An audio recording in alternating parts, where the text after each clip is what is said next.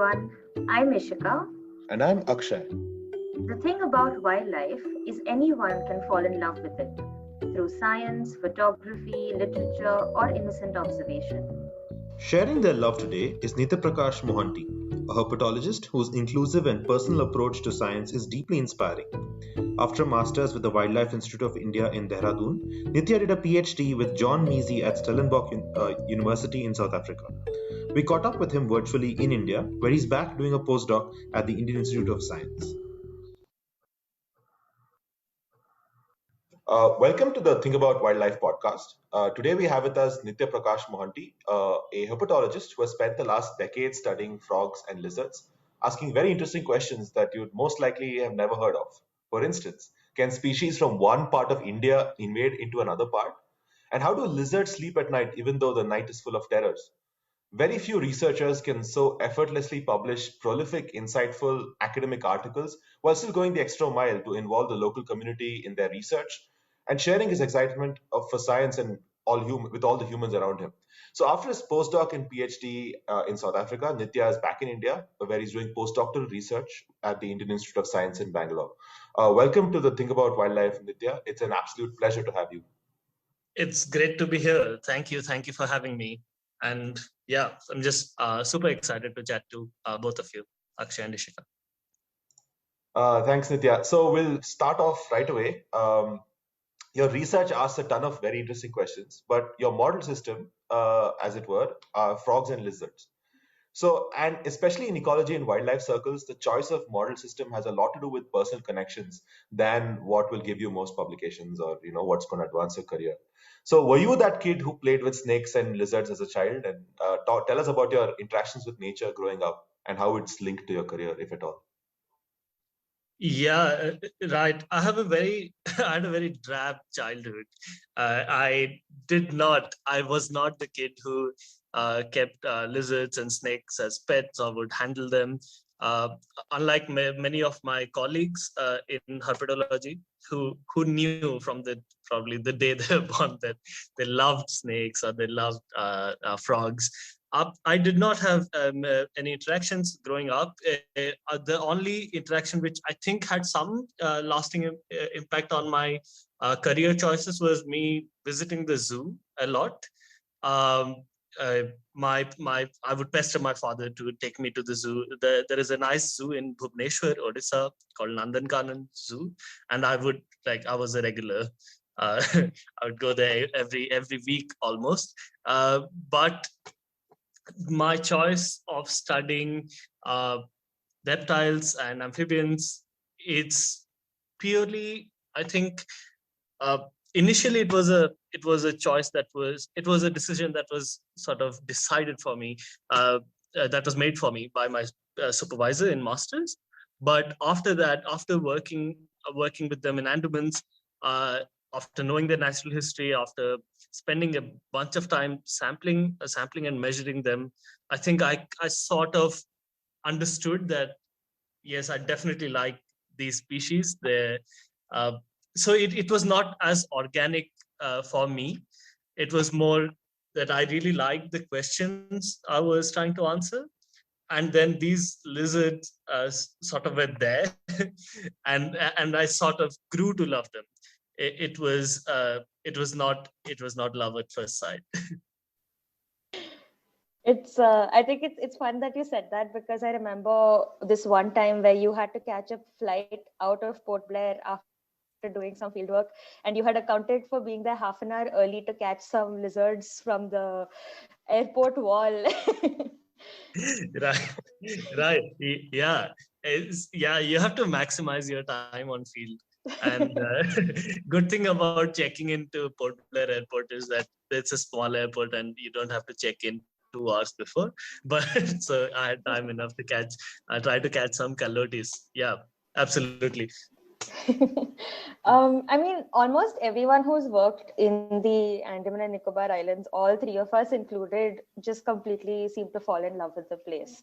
And if we're not wrong, you were first there from in 2012, and I mean, you've gone back so many times, right, for different kinds of fieldwork, different topics of research as well. So why? What was it about the place, which is not always the most comfortable place to live in, with so much humidity and sandflies and lack of connectivity? But what has drawn you back to that place for so many years?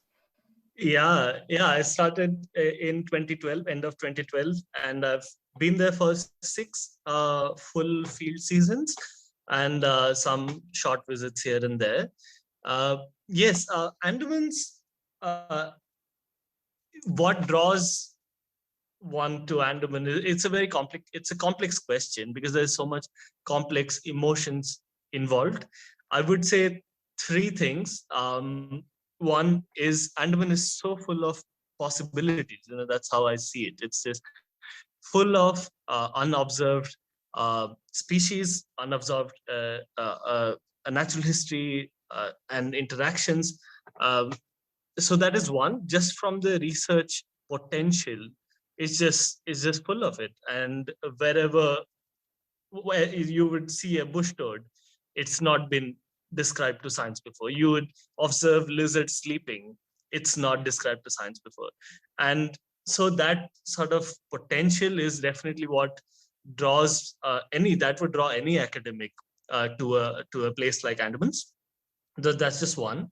And not just the biodiversity, but the cultural diversity in Andamans, which happened with many interesting like historical events, but uh, starting from the indigenous tribes that inhabit Andaman and Nicobar Islands to the more recent settlements from mainland, from Myanmar and so on. So there is a diverse group, say, of even mainland settlers, including us. So you have Bengalis, Ranchis, Karens, and just in Andamans, and apart from other groups, and work and living in that society. I think I sort of appreciated that quite a bit, and I made many friends almost for life. Living there. And the third, I think the biggest attraction for me to keep going back is because was the Andaman and Nicobar Environmental Team Field Station. It's I don't know. It probably may sound a bit lame to say that I went to Andaman because of this of a field station, but it was that environment that nurtured a lot of academic discussion, a lot of friendships, and so on. Of a group of people, it's great to feel that you're part of a group of people who want to answer questions about this place. And while doing so, you meet so many local people who help you, kind of inspire you to do a lot of to understand a bit more about Andamans systematically, if we may, for the scientific literature. I think that kept me sort of wanting to work in that system. And I think if you can look past the sandflies and all the rain and your fungus on your clothes and giant centipedes and snakes, in just if you can look past that in your first season, I think then you would want to keep going back for more. It's is the only place I can call home, apart from Bhubaneswar, where I was born. Yeah. Wow, that is, I think none of us would call it anything else. I think, especially about Inet, where both of us spent some time and a lot of us keep going back. I just had a follow up. You mentioned a lot about the cultural diversity of the islands and the people around you. Do you think that contributes to it becoming more welcoming? Because everyone speaks fondly of field sites, most field ecologists do. But I think there's something extra about the Andamans, where everyone is an outsider and therefore everyone has that camaraderie. Do you think that plays a role, or is it just history talking? Um, I don't know if it's because everyone is an outsider. That is something I don't fully understand. Uh, but yes, they're definitely very welcoming, and it's good that, like, even with so much diversity, cultural and linguistic, people in Andamans try to welcome you by speaking sort of functional Hindi or uh, or, a bit of broken English. Yeah, it's definitely a very warm place, and I think more than just it's more than people being welcoming. It's just the humor that is associated with that place. I think it's, and the pace of life. Uh, that is something I really liked. I know it's not appealing to a lot of people, but just that slow pace of life, observing, just talking for endless hours about uh, what ship is on the horizon, and very tiny things about life like that. Will it rain tomorrow? And those sort of things, I think, also has a certain appeal for me, which I cannot really put a finger on what that is, but it I think I share that with a lot of people who've been to the islands. They like that slow pace of life. Yeah, absolutely. I think we can move on now to what you were doing in the islands, right? Besides this wonderful thing you described, which is you're working on invasive species, right? So can you share a little with our listeners what an invasive species is? Right. So any population which is transported beyond its natural distribution by human aid, whether intentional or unintentional, and where they, in the new range, they not only they're not only introduced, they also establish breeding populations and spread. So if they breed and spread substantially in a new location that would where they were never naturally found, it would be called an invasive population.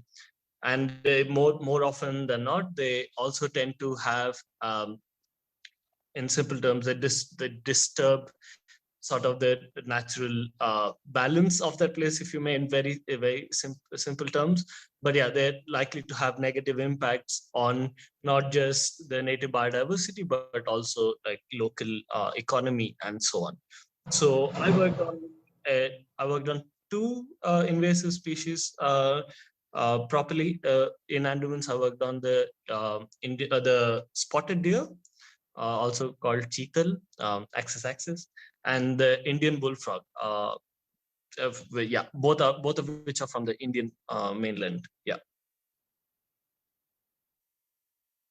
Yeah, thanks. That is good context now to ask this question, which is you are studying invasive deer, but its impact on how they impacted reptiles. So did these invasive deer suddenly start eating reptiles, or what is going on there in the animals? Yeah. So for my master's, I looked at how invasive spotted deer in these small islands. So it's in Andamans, how they do they interact? Do they have any indirect impacts on forest floor lizards? So these lizards occur in the sort of same stratum of the forest as this deer. So in either on the ground or till like 1.5 meter, 2 meter up on a tree. So the spotted deer and any invasive herbivore, for that matter, can uh, have impact on completely different taxa through cascading effects. So what we hypothesized was two ways in which spotted deer could potentially affect lizards. And one was by because for spotted deer are browsers and grazers, they'll probably reduce the available foliage in that stratum, and thereby limit reduce folivorous insects, and that is food for the lizards. And the other way is to reduce cover, that they were making either altering the microhabitat. There's more sunlight, and as ectothums are very vulnerable to even slight changes in temperature, that could be one. Or just by reducing cover and making them more vulnerable to predators, so yeah, when thinking of invasive species, it's very important to just think beyond seemingly direct impacts. But yeah, these indirect effects is something one should look at. And when we looked at it, we found that yes, in places where deer in islands where deer were present in relatively higher number, we found that stratum between the ground to 1.5 meter height, where the deer can reach and browse, had lower vegetation cover. So the understory was sort of denuded, if you will, and that had an effect on that resulted in lower lizard numbers. So obviously the deer does not explain the presence of the deer does not explain all of the variation that we found in the lizard numbers, but yeah, definitely in islands with the deers and without the deer, there was a substantial difference with islands without the deer, like islands with the deer having less lizards, forest floor lizards than islands with. Yeah. Okay, that's fascinating. And it sort of means that, if I may, if I've understood you correctly, that the deers are stripping away the cover and then things like snakes and birds are eating up the lizards. Is that? It is one of the ways. One of the ways. We Okay. cannot say if it is because the microhabitat changed in terms of temperature or the thermohydric environment, but it could also be just predators being more effective in a more stripped down environment. So we cannot tease apart that effect, but yeah, it's most likely because of reduction in vegetation cover. Okay. Oh, that's very interesting. And I think our listeners, our careful listeners, will have a follow-up, which is, how are there different islands with deer? What's the story? Did they release the deer on different islands? What's happening there? Right. So Andaman Islands, the archipelago has a few large islands. So you have your Greater Andaman and the Little Andaman Islands, which are larger, and then you have several really small islands. So there are around 290 odd islands, right, on Andaman. So the spotted deer most likely were introduced by the British in 1920s, 1930s, and they were most likely introduced on Ross Island, where there was a settlement, and then on South Andaman, and they most likely spread naturally from there on. And because these deer can swim short distances in the sea, which has crocodiles, and we still find observations of deer swimming across islands. And because the gap between these larger islands and the smaller offshore islands are not that large, it can be anywhere between 30 meters to 500 meters a kilometer, and that is definitely doable for a deer. So yeah, they most likely just swam out from these larger islands with settlement, and they colonize all these small islands, and so that's how they most likely got there, and probably because there could have been a difference in hunting pressure at some point, that people did not really hunt on small islands but would hunt in these larger islands, that we still find deer in quite relatively large abundances in these small islands. Yeah, that's fascinating. Yeah, it's like there's so much interesting cultural and even these biogeographic aspects to what's there. And like you were saying earlier, there's just so much to look at. Like, considering you went in looking at reptiles and you ended up knowing so much about the deer over there and the connections between them, that's really very cool. So, I mean, let's also come to the second invasive that you looked at after you did this master's work, which was the bullfrog. And these are Indian bullfrogs, if I'm not wrong, but yet they're invasive in the island somehow. So how does that work? What exactly was happening there? Right.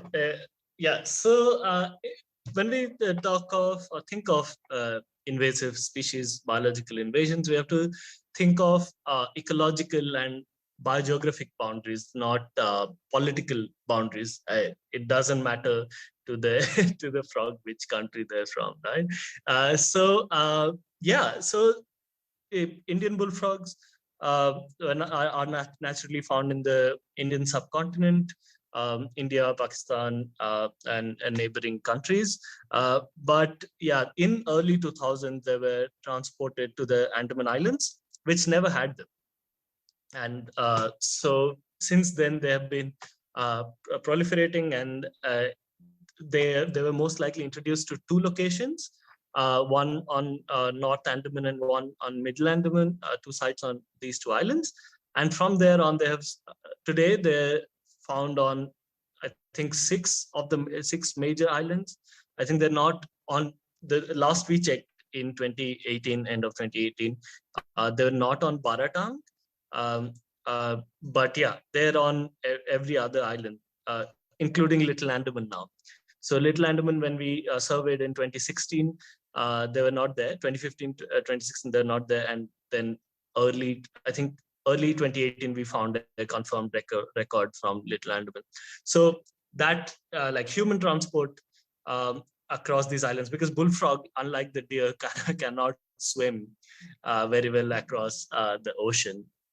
So yeah, these seem to be completely human mediated transport of these species, and they're doing really well there. They're proliferating, and yeah, they're found in large numbers. So yeah, this sort of a phenomenon, even the spotted deer, which is, yes, naturally found in the Indian mainland, they're protected by Indian laws, where they're found to be invasive in another part of the country. This is termed as domestic exotics. And here I gave you an example of a mainland island sort of distribution, which is more easy to grasp the difference between. But I'll give you another example. In South Africa, there is a toad called the guttural toad, and they are naturally distributed. Their southern limit of the distribution is in northern South Africa. Okay, so just Durban and that sort of region, their end distribution ends there, and it goes up all the way like through Central Africa, right? But they're not found in the Cape region. So the Cape region is also biogeographically quite special, a lot of endemic species because of historic biogeographic processes. But these toads within the same landmass, they were transported again 20 years ago, to early 2000. They were transported from the Durban region to Cape Town. And they would still be considered domestic exotics there. So yeah, it's not so much political or land delineation, but more biogeographic delineations that we look at when we look at biological invasions. Okay. Yeah, no, so I'm actually also going to ask you about something which is a very comical memory for us from around the Andaman and Nicobar field base that we were all at some summers ago, which was, we remember you having experiments at the field base which had little arenas for the bullfrogs, and you used to chase them until they dropped. Right. So, okay, please elaborate for us how you did this, why you did it, what you were doing, and how you can even come up with something like that for scientific inquiry. Right. Yeah, I'm sure it seemed very comical, and yeah, it was a lot of fun chasing bullfrogs till they were exhausted. So what we are measuring is endurance, and we were measuring another measure, sprint speed. So this was a side component of my PhD. It never saw the light of day. So, so yeah, it was a side thing we are doing. As when we are doing PhD, we are not sure if we are gonna have enough data. So we are always in a hurry, or we are always thinking about how to get backup data, safety nets. And this was supposed to be a safety net sort of a experiment. But so we were comparing just from a biological point of view, what is the trade-off between sprint speed, how fast they can run per second, to endurance, how far they can run. So it's basically comparing a 100-meter dash to a marathon, right? So bullfrogs and this gives us an insight about how they escape predators, how far they can disperse on their own, and so on. So bullfrogs are, if you've encountered them in the wild, they're generally around water bodies, and when you chase them or when you try to catch them unsuccessfully, they would take 2 or 3 leaps and would definitely find a water body.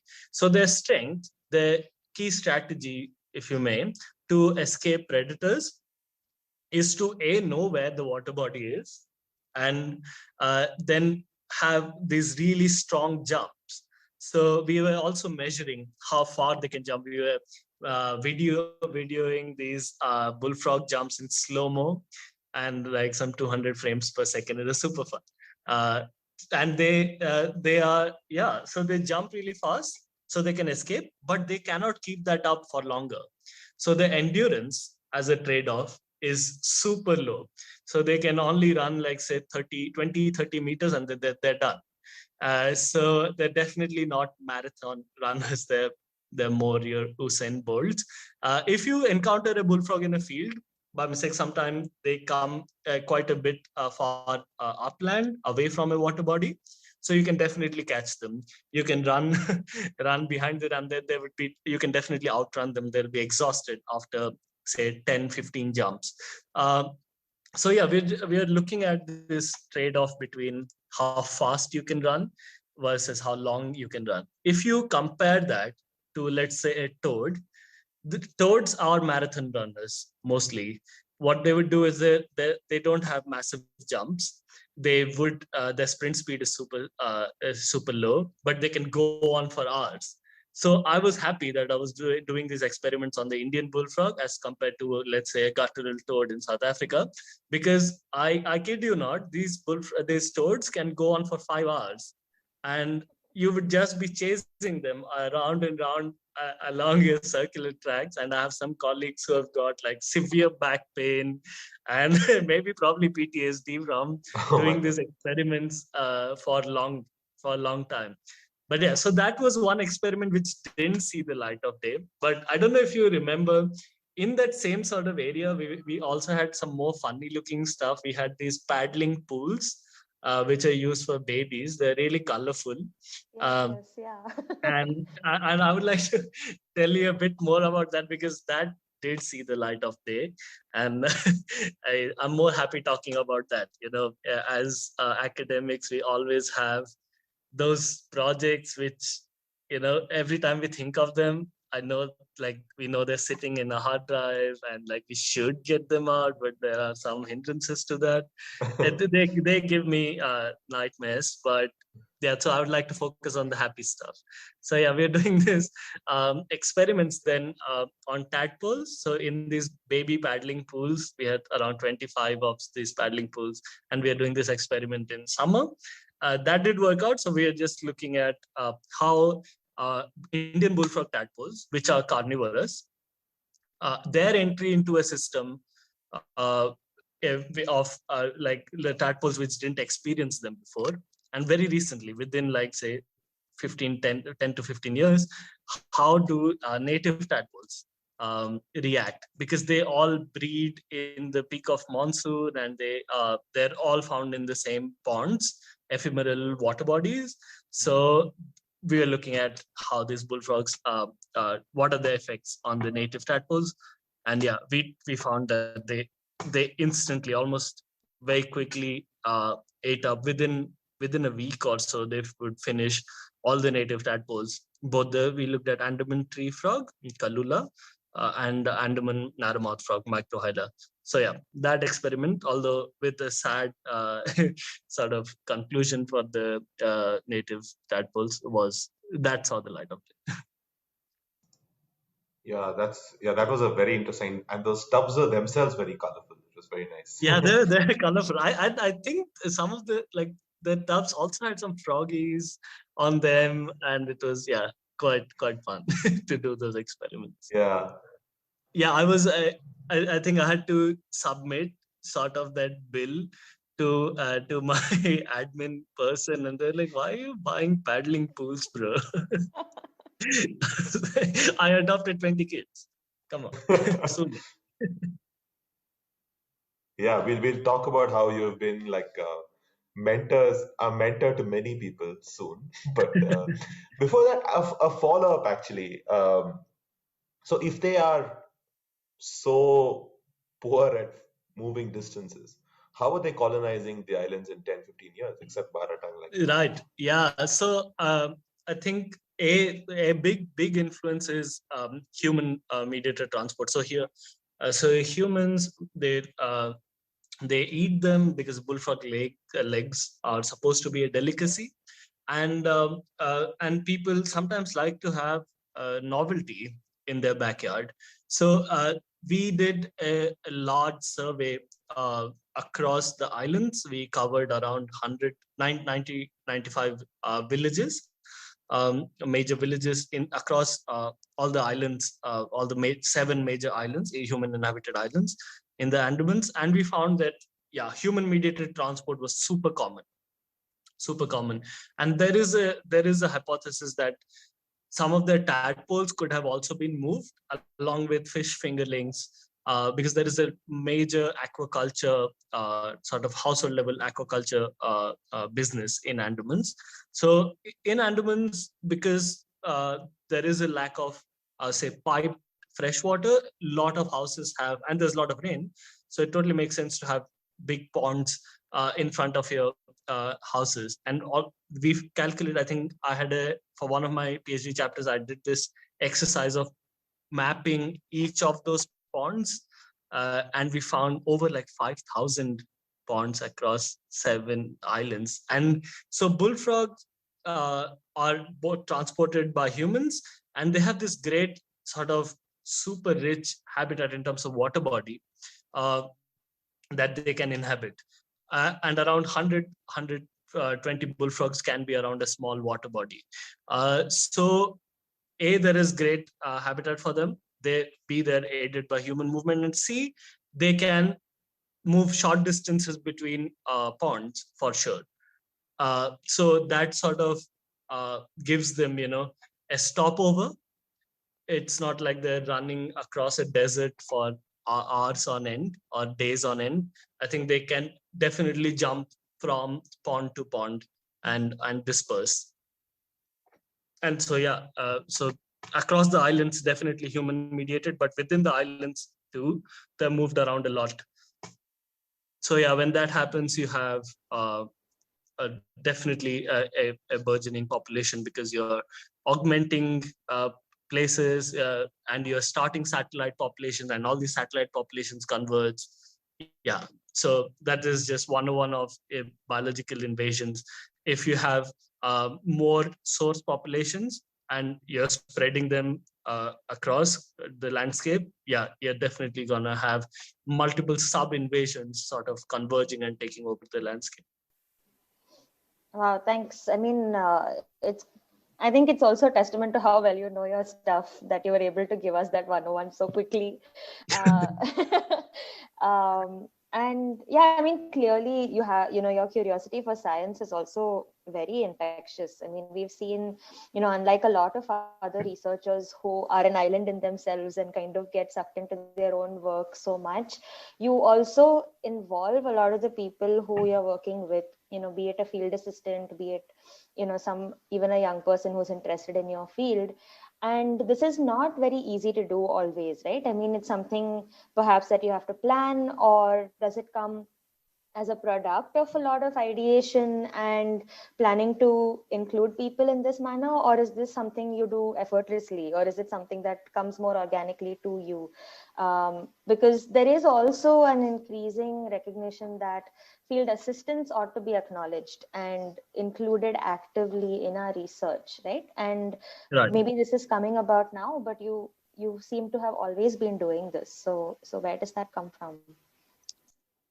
Right. I think I started doing this with my first project itself when I was doing masters on spotted deer and lizards.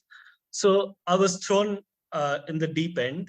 I was transported from Dehradun from my I was super comfortable there with my hypotheses and plans, and then I was thrown in the deep end, and I was like, we had a lot planned, So we were supposed to achieve a lot within a short span of time, let's say 4 months of field work.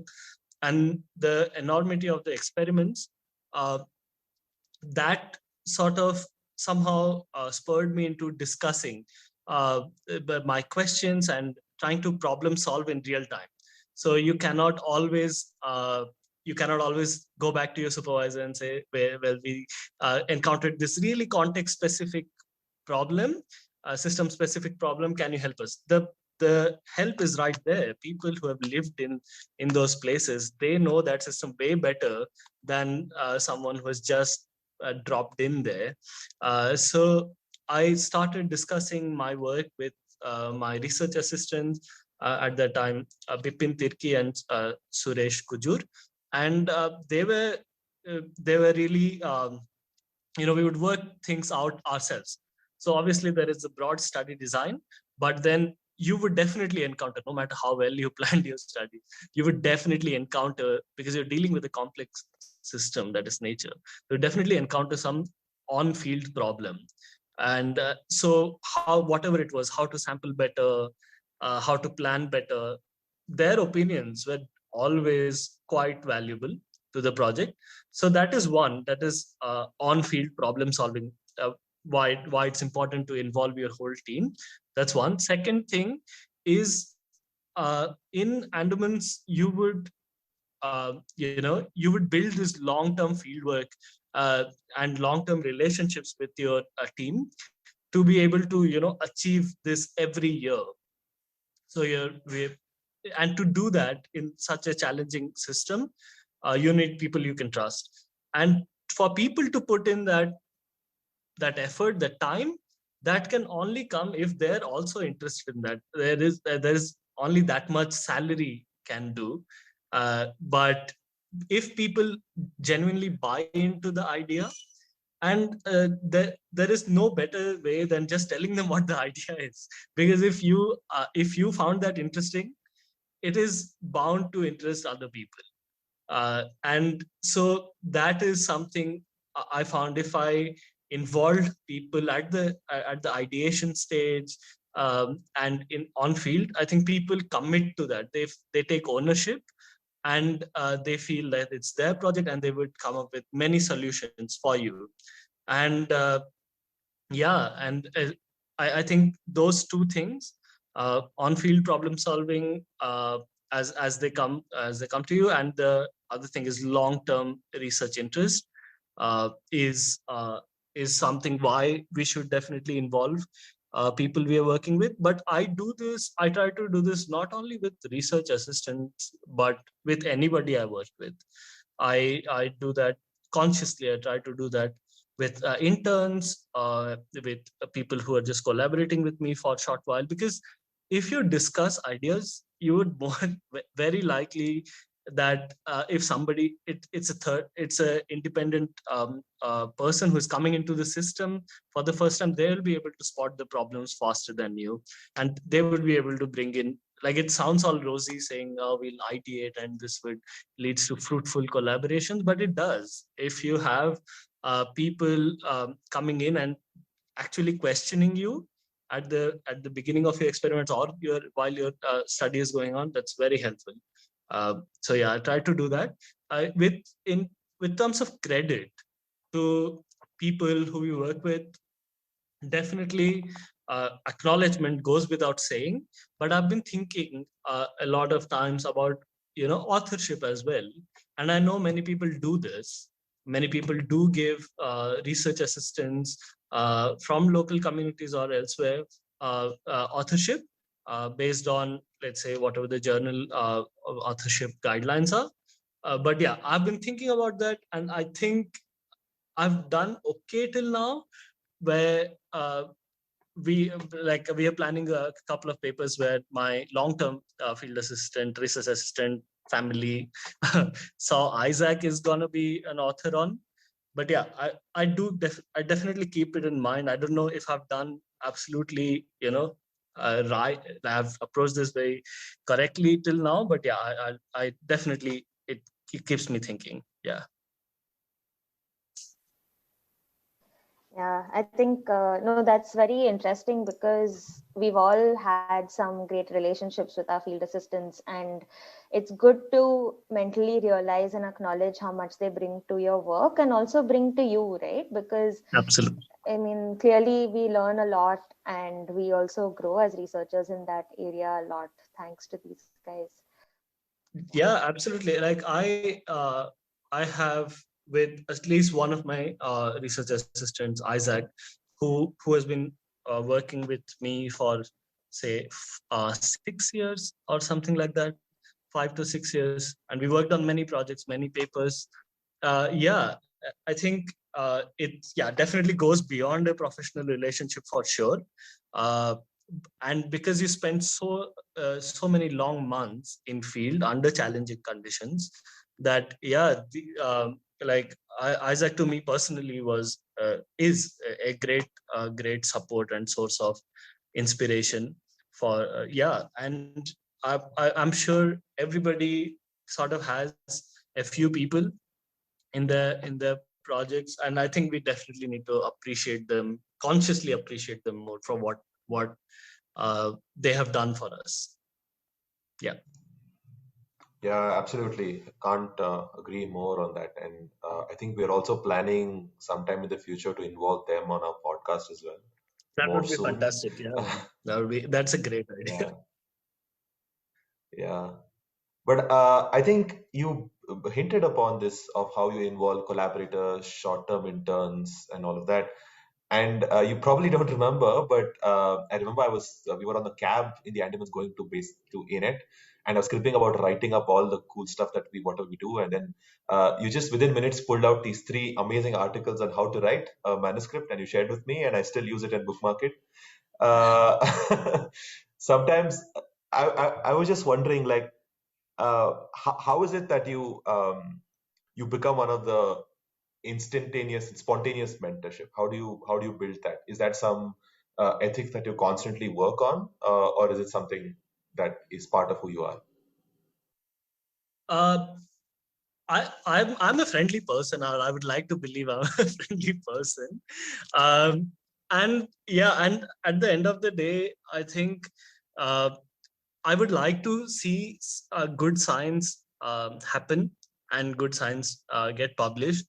I try to help as much as possible because my like whatever work I've done till now is only because of the people who are listed in the acknowledgement, apart from the co-authors. It's very important that those people who are in the acknowledgement section of your paper, they give you ideas, they spur new ideas, they help you achieve something.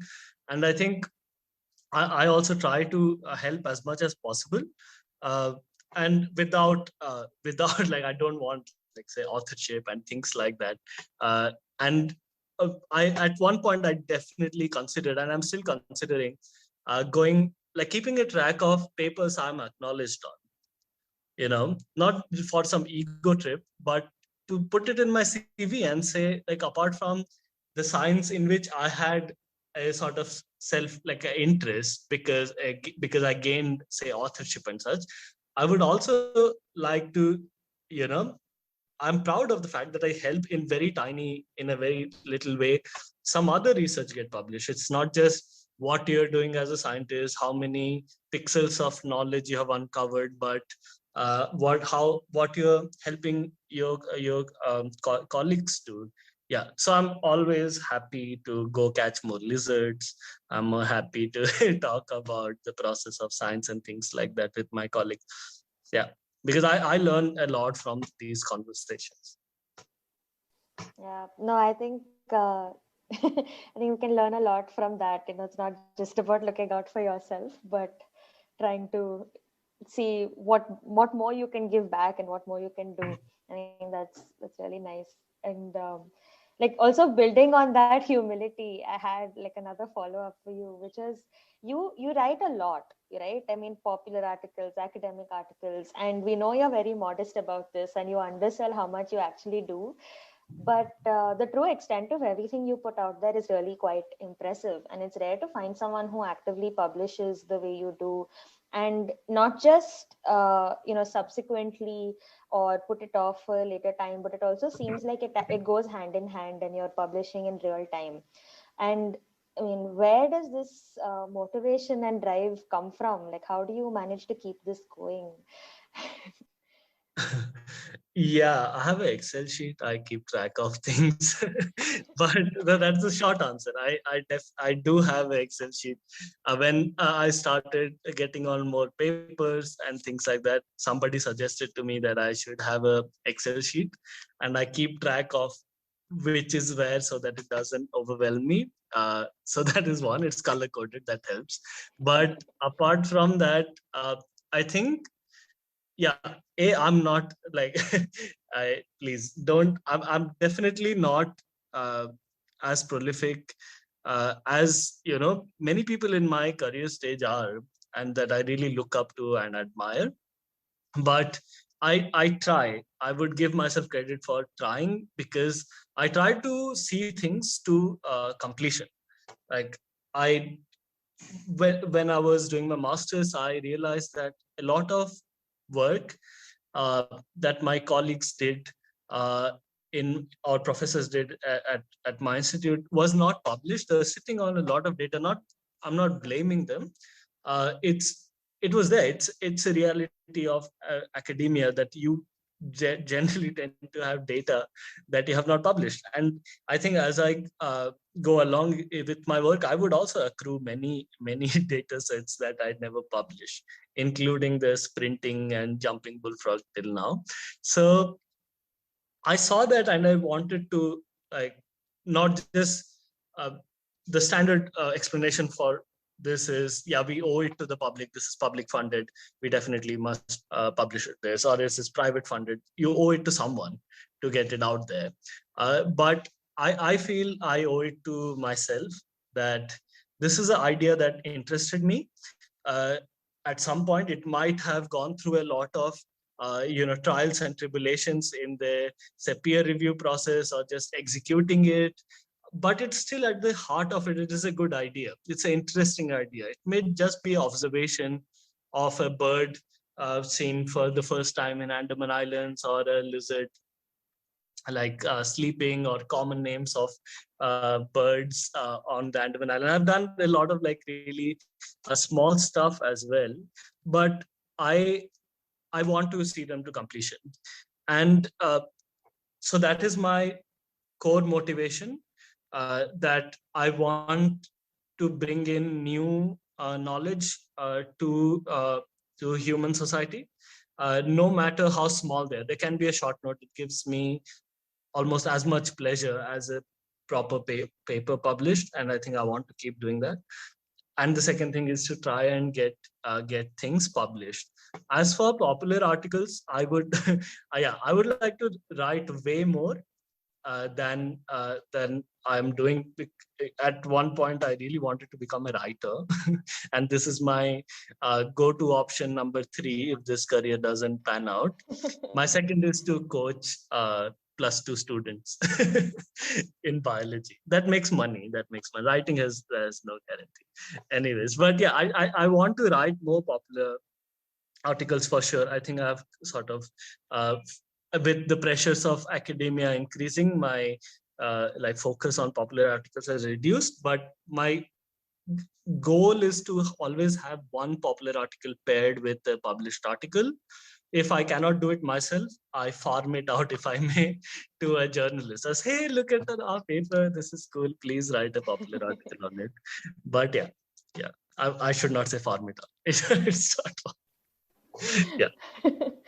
But it's also challenging to switch between styles, right? I mean, at the same time, if you have to, because when you publish an academic article, it's for a very different audience, and the popular article, even if you ask a journalist to do it, it's reaching a very different audience.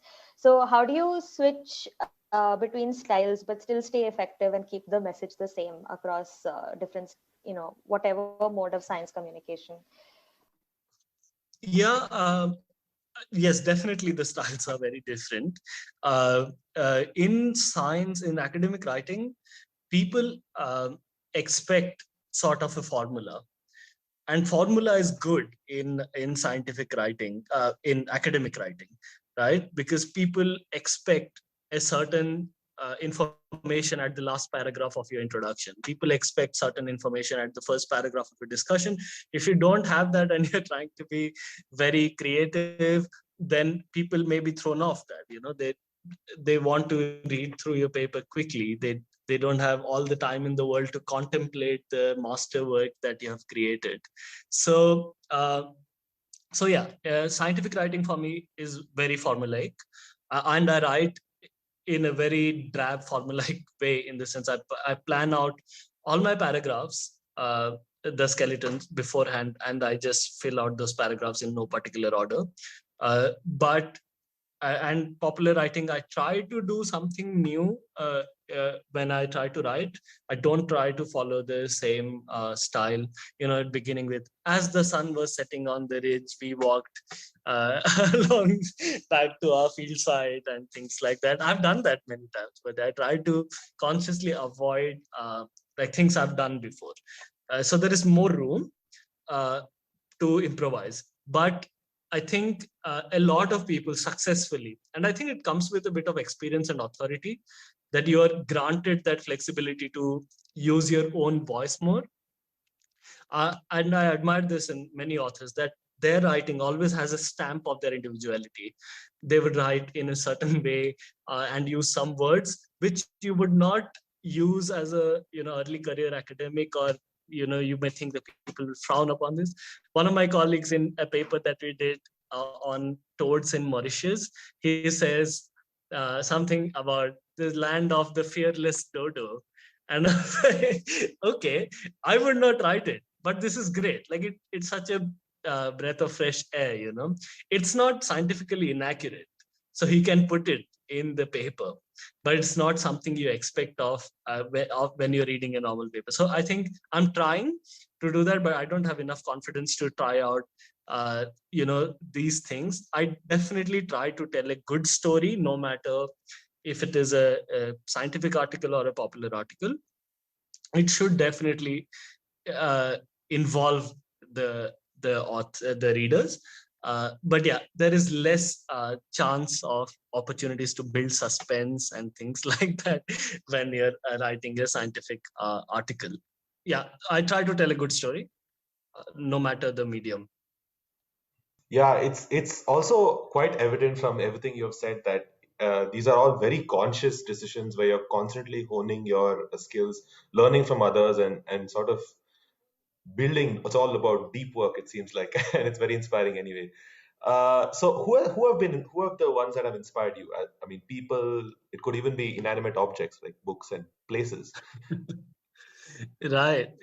Yeah, to write, or just for academia in general? I think both, like starting from your childhood, it could be a random coffee chat or some conference that you attended as a child or as a young adult. Right. I think my motivation to do ecology and wildlife science only came much later in my life. As I said, I was not the child that played with frogs and snakes. So I liked zoology, and then therefore I moved on to wildlife science and so on. My inspirations where we started from there. Like, my people who inspired me to do academia and how I approach academia are heavily influenced by people who I met when I started doing my master's. So a big a sort of influence on my academic approach is my first supervisor, my master supervisor, Karthikeyan Vasudevan. So Karthik, his way of I think thinking, he always comes up with, let's say, 10 ideas, and 8 of which can be crap, but he comes up with those ideas. Like, he tries to push the box and all, and those 2 ideas, that the good ideas that you get, those are definitely worth pursuing. So he taught me that. I'm just gonna list people who inspired me and how. The second one was Dr. Rauf Ali, who is not with us anymore, but he worked on invasive species in the island quite a bit, and he gave me sort of a he transferred to me some sort of a historical responsibility towards that place, because he worked on invasives and then I worked on invasives after him. So he sort of, with our many chats, he inculcated in me sort of a, that you owe this island and these islands, and you must do something for them. So although I don't I've only succeeded to a certain extent in terms of the science, not other stuff. But yeah, that. And then my PhD supervisor, he taught managing many things at a time, and to know that it's possible and to collaborate like crazy. He taught me that, and obviously shaped my writing and things like that. So did Karthik. And now, more recently, Maria Thakur, who I work with at the Indian Institute of Science. So yeah, I'm probably being a suck up and listing all my professional superiors. But yeah, they did. I think I chose them well, or they chose me well, and we did build a really good academic partnership. And with Maria, again, like the way she compartmentalizes so many subjects and just thinks beyond our narrow system, that is quite liberating. And so I try to sort of inculcate a bit of these things in my academic career. But more than just academic supervisors, I think immediate like lab members, and even, let's say, we have friends who are in ecology and who I sort of look up to. I'm definitely, I think much of what I do and how I approach things is because of some tips that they gave me. And this includes like Abhishek Harihar, who works with Panthera, who I interned with for the first time in my career. And then say somebody like Adit Swaminathan, Muralidharan, and a lot of people who I can name, Chetan Rao, who have to a certain degree not just help me with specific things, but sort of help shape how I approach academia and what keeps me sort of going for a bit longer than just give up and say this is crap, I'm going home. I think it's great to see how you've cultivated these relationships with your academic supervisors also, because it's not like you were saying, it's not sucking up to them so much. It's just that you actually do end up spending that kind of time, right? It's like a full-fledged relationship or even a marriage with, your advisor when you're doing it is a marriage. Absolutely. I think that's why it's very important to choose your supervisor after careful thought, because you're gonna spend, let's say, 3 to 5 years with them. And yeah, they have to keep you interested. They must be able to provide you that platform to grow, and you must get along at some level. Mm-hmm. And yeah, so I hope that they don't hate me.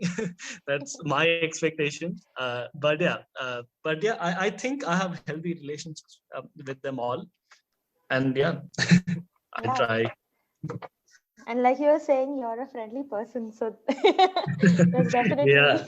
I'm sure they don't hate you. Hopefully. No, so I actually wanted to, spend a little more time talking about what you mentioned, that Rauf Ali's advice to you was, to give back and to really devote yourself to the place you're working in. And, going back to what we were talking about, where you first went to the islands in 2012 and you began your work in Little Andaman Island, and you seem to have a special relationship with that place. And of course, there's so much political turmoil there right now, and there's so many projected plans for developing the island and changing it completely. And right now, even from an ecological standpoint, it holds so much carbon. It's much more than all of, say, Delhi put together. And right. The plan is to clear over a third of that forest area and cover it with buildings and lawns, and it's going to be inaccessible to the islanders from the looks of it. And I mean, how does that make you feel? Because at this point, it's not just ecologically harmful. I'm sure it's very personal for you. Yeah, it's when I read this proposed plan of converting, Little Andaman into, say, Singapore, and overlooking what actual, say, ecological, cultural sort of, value that place holds. Yeah, I was really sad, and I think, a bit taken aback for a couple of days. So yeah, so I couldn't react to it at the time, but yeah, it's definitely, I feel a loss at a personal level, and yeah, but this sort of thing sometimes make you feel a bit powerless about what you can do. The islands are definitely, they're going to change. We cannot expect that they won't change, and we cannot hold on to some sort of a nostalgic uh, sense of, that, oh, we worked here and this is how things were, and from that point of view. But from an ecological and cultural point of view, you must, like, the change that is brought in must be measured and sensible, and the current changes proposed in the plan, in the vision, it seems to have not taken into account many of these aspects. So yeah, uh, that is my yeah that was my reaction to it. And the sense of loss that we feel, we can probably avert that to a certain extent if we if these things are taken into consideration in the proposed plan. Yeah. Yeah, and you said something very poignant there, which is things are going to change, the islands are going to change. And I think something less, less painful, but definitely more complicated to process would be changes on mainland Andaman, where people require certain developmental activities. So how do you process those, like building of new roads to improve accessibility to distant villages, which might increase invasive species spread related to your topic, but so many other things. Yeah, it's because there's sizable number of people living on the mainland Andamans. Yes, obviously, they need a lot of facilities, jobs to sustain their lives. And yes, some of the development, like some of the basic facilities, uh, was even in places which are already disturbed. They're not present. Like, you don't have good, let's say, electricity or roads to many places. It goes, like, even before considering damaging, let's say, a certain chunk of the forest to provide more facility. Even the basic facility was not provided to in many places. It still continues to present day. But yeah, I think, say, let's, for example, widening of roads through the Jarawa tribal reserves. It's again, probably an alternative could have been considered, as was suggested much before, and at some point put into practice, with ferries operating and ferries, taking vehicles along and things like that. Because we cannot just shrug off, like, our sort of responsibility to the indigenous tribes. We cannot, let's say, act as colonizers did many years ago. We cannot say this is a hindrance. We definitely, as a country or as citizens, must acknowledge that uh, Andaman and Nicobar, they not only come with the biodiversity and developmental potential, but they have a lot of cultural heritage, and which we cannot, like, destroy or harm. So yeah, I think that is a big consideration to have during with these developmental projects in the mainland Andamans, or let's say the big islands of the Andamans, um, including Little Andaman, where we have the Ongi tribes. So yeah, I think as a society, we definitely need to, like, not only consider these ethical things, but there are laws which protect the tribes of the Andaman and Nicobar Islands, and yeah, I think those are major things to consider when planning development in the Andamans. Yeah, and I hope things move in the right direction. Yeah, no, I think that's a very level-headed view of everything because I think even for us, our first response to a lot of this news was just, disbelief and anger and just, feeling oddly stubborn about it. But you're right in the sense that, we can't avoid change and it's coming whether we like it or not. And it's more about how it changes rather than the fact that it's changing in itself. Yeah, and ultimately it is for citizens living there. It is for Indians living there. So we definitely cannot say that things would maintain a status quo forever.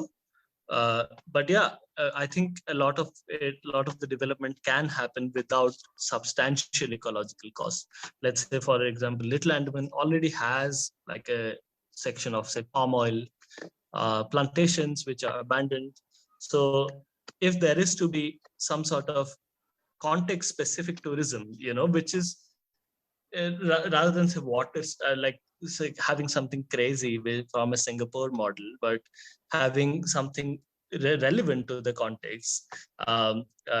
So those sort of things can operate out of there and things like that to not use that sort of resource that is there, the biodiversity that can attract tourism, the sea turtles and the the coral reefs and things like that, the birds, the endemic reptiles, and those sort of things, the endemic plants, and to not use that is not wise. Rather to and the yeah to approach it that we'll clear this land and have, let's say, a swimming pool or whatever is not a great plan. Yeah, I think that's fair. I'm also going to ask you about the other inevitable change in your life, which is in your own career. And you, of course, you are curious about a whole range of things, and you've told us bits and pieces of it through our chat today as well. But it's also right now a very exciting phase, and perhaps even a slightly scary phase for you in your career, where you've allowed the one thing you know so much about, which is invasion ecology, to take a backseat and explore something very new. And it's also interesting because a postdoc is perhaps the first time where you're truly your own person and you get to fully explore something new and you're not exactly a student anymore. So what has that been like for you, and where do you see yourself heading with your work?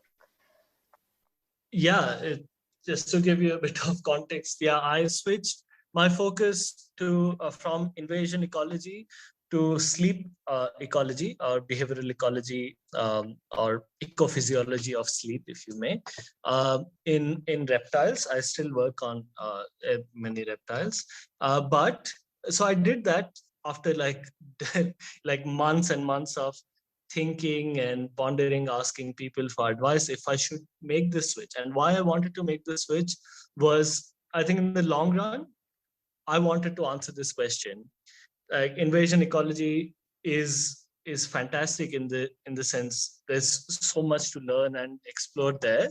But to me personally, I didn't see myself answering questions in invasion ecology as my primary sort of source of interest forever.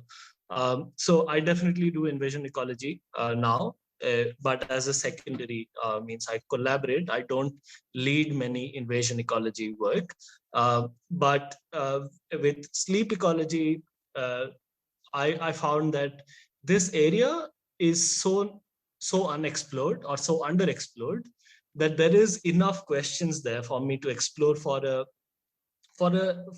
career of in ecology. There is, I think, definitely 50 years of research one can do on sleep ecology. And if I if I may say so, maybe, yeah, I don't know, but at this moment it seems so underexplored that the ecological context of sleep, how, where, why, when animals sleep, and for how long, how they're affected by competitors, predators, and so on. How do they sleep safe in the wild? how is that affected by, let's say, a human-mediated change? Let's say, how is sleep affected by, say, urbanization, and those sort of questions. I think they hold a lot of appeal for me. I did a couple of papers before, during my PhD and masters on sleep in agamid lizards, and that sort of drew me into, thinking and committing to it. That yes, I know very little of the literature on animal behavior, um, and but I see myself as a researcher who is interested in questions, and I sort of tried to back myself. I definitely had many second thoughts that can I do this? Like, I don't know the literature. Like with invasion ecology, there was a point where I can definitely write the first 2 paragraphs of the introduction without reading too many things, because I know the literature. I know what's coming out every day. And but yeah, with now sleep ecology and behavioral ecology, it's been a challenge, but I'm definitely I think this makes me happy and would make me happy for the foreseeable future. And so yeah, now I've like, when I started this postdoc, and before that, I borrowed a book from a colleague, the basics of behavioral ecology, the behavioral ecology book that they teach in graduate, like the coursework. So I started, I fell back on that, because that's where I'm starting from. But I hope, yeah, I can make this switch successfully. Let's see. It's very interesting, and the fact that you've almost hit a reset button and gone back to the drawing board, moving from invasive ecology to sleep ecology, uh, reminds us of this article that you were kind enough to share. And we'd like to wrap up with this, as much as we have so many other questions to ask, maybe on a different episode. Which is where you ended the article. It was a very personal article, just to bring our listeners up to speed, where you spoke about how there was a sense of unease when in your masters at the Wildlife Institute of India, where you were on a field trip and you were doing things, and there was just this sense of unease and not belonging, until suddenly something clicks when you look at nature and you feel like you belong there again.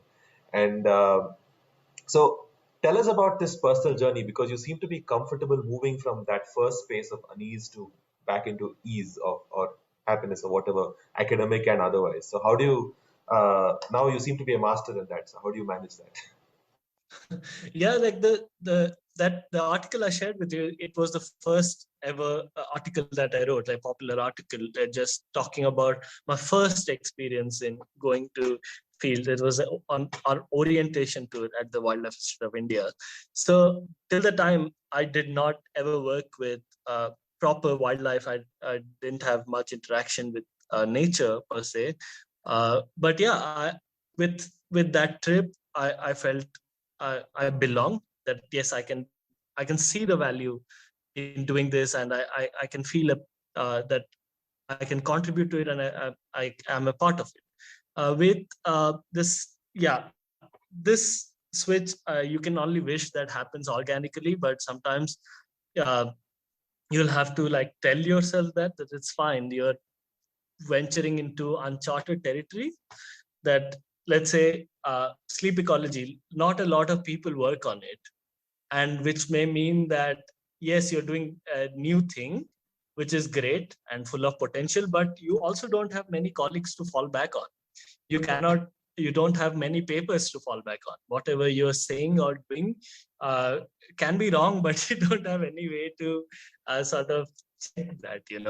There are very few colleagues you can have a discussion with about this. So yeah, I think with this, with venturing into new topics, and I've always thought, with any academics career, do you always sort of restrict yourself to the same thing that you did for your PhD or your master's even, and just continue with that because you know that literature, you're comfortable with it, and you still are interested in it? Or can you switch if you see a better potential elsewhere? So I think for me, I needed to do this to answer new questions and to be academically content. And yeah, at this time, I just systematically backed myself. I was like, no, you can do this. This is uncharted waters, but you can at least, take the help of your colleagues and just back yourself to answer a few questions, and then we'll see from there. And in the first year of my postdoc, I'm very happy to say that we got some things at least achieved. We did a big review looking at what is known in sleep ecology of reptiles and things like that. So just to, ground yourself, like to anchor yourself in the sense, what else, how little is known and how much is there out there for us to answer. But yeah, this time I definitely just systematically tried to tell me, calm down, it's fine. I definitely have second thoughts and, question myself about not just doing sleep ecology, even academia. Like there can be some days where you're like, why am I doing this? This is so painful. Even a mail, like an email that you receive is painful to read. You're like, I don't want to do this. But I think those days I try to just think of the question like in its purest form. Like, forget about, can this be published? Forget about, this collaboration is not working out. Forget about, this experiment is so tough, or the permits are not there. Forget about all these challenges, but think about the question. Does it deserve to be answered? Does it, interest you enough for you to answer it? If the answer is yes, you should just focus on that and try to do it. Yeah. Yeah, no, I think it's important to allow yourself that space to question and, even for those who haven't read your piece, like the very last line of your piece is just so wonderful, right? Where you say nature indeed speaks most clearly to man through nature. And I mean, of course, that's a very That's not poignant. my line. It's It's a quote from, I wish it was fine. It's some author, I forget. I really liked his work at the time. I totally forget who said it. I put it in quotes, so it's not mine for sure. But yeah, it's true. It does. And if you ever doubt yourself while doing academia, while just being lost in all these numbers and equation and R codes, it's ultimately about listening to questions in your mind about nature and trying to just fall back on your observations in nature and to try to answer them. Yeah. I'm going to just leave you with one last philosophical question before we wrap up, which is, our field of wildlife biology or even conservation has this perception, or everyone has an assumption that those who do it and who are actively part of it are doing it truly and purely for the love of the animals, plants, or the nature that they work with. And it's considered to be more of a lifestyle than a career. And do you think this is fair? Is this right, or is it still just a job that someone is doing? Very interesting question. I don't think there is an easy answer to that, because it's very personal what your motivation is, for what the motivation is for each of us. I don't think it needs to be that. You don't need to be blindly in love with your study species or study system. You don't need to find something cute per se to work on it. That's like it is definitely that is the motivation for many people, that they love the species they work with.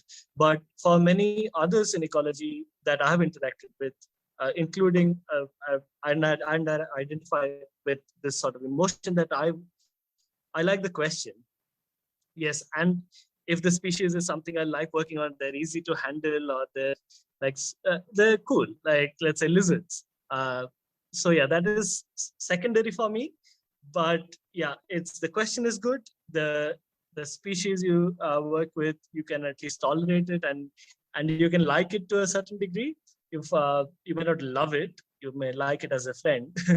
But yeah, if that is there, it's good enough for me. And I think for a lot of ecologists as well, that's how that is their motivation. So unfortunately, we have come to a close now, and thank you so much, Nitya. This was a very, very interesting conversation, and I'm sure our listeners will have as much to take back as we both have had. I think taking back from this conversation, and all the very best going forward, and looking forward to Thank seeing you. you. Thank you very much. Thanks for having me, Akshay and Rishika. Yeah, it's Great been chat. great.